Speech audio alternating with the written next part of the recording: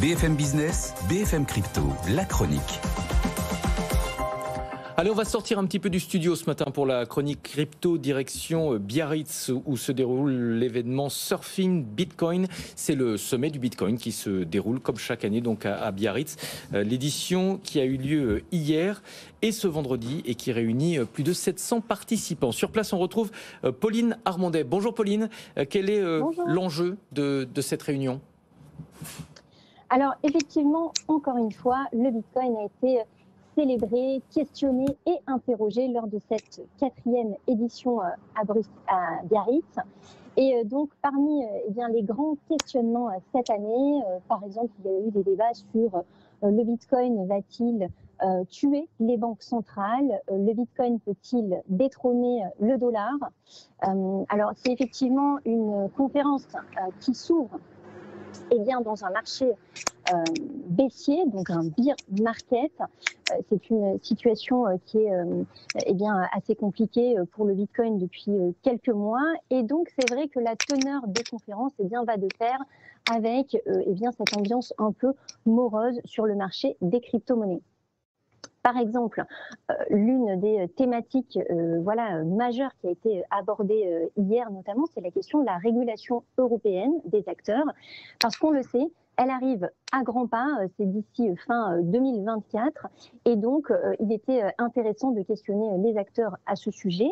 Et c'est dans ce contexte notamment que la patronne de Binance France, Stéphanie Cabot-Suras, a déclaré que la société avait fait une demande d'agrément PSAN qui permet en fait de rentrer dans les clous de la réglementation.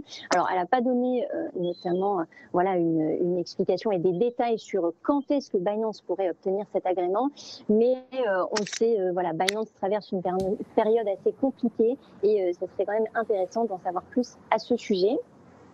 Et puis, il y a eu aussi une intervention très intéressante du colonel Nicolas Duvinage, qui est spécialiste en cybersécurité et qui a expliqué notamment comment la gendarmerie travaillait sur les questions des cryptoactifs, notamment en matière de délits et de crimes qui sont liés aux cryptoactifs.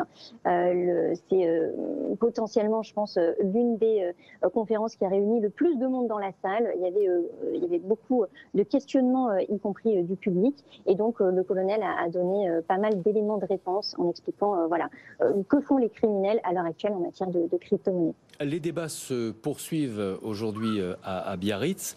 Vous allez les suivre en direct sur le site de BFM Crypto. Qui s'intéresse à cette conférence ? Quelle est la cible ? Alors, la cible, déjà, c'est vrai que par rapport à l'édition précédente, ce qu'on peut déjà dire, c'est que là, on a 700 participants contre 1000 participants payants l'an dernier. Donc, il y a un peu moins de monde par rapport à l'effet, encore une fois, de bear market, de marché baissier. Et puis, par rapport à cette cible, on reste quand même sur un public qui est très masculin. Ça se sent à la fois au niveau des visiteurs, mais aussi des 80 speakers qui sont principalement des hommes. La tranche d'âge est passée de 35 ans à 40 ans cette année. Donc, on est plus sur des professionnels, des investisseurs. On voit aussi beaucoup de personnes du monde aussi de la finance traditionnelle, parce que cette année, on retrouve aussi de nombreuses banques françaises. Je pense notamment à la filiale de la Société Générale SG Forge, mais aussi à la banque en ligne N26 qui se sont déplacées pour l'occasion. Donc c'est vrai qu'on est sur un public qui est peut-être un peu plus mature, conscient des sujets, et ça montre aussi le lien entre la finance traditionnelle et les crypto-monnaies. Merci beaucoup Pauline Armandet, envoyée spéciale donc de BFM Crypto à Biarritz.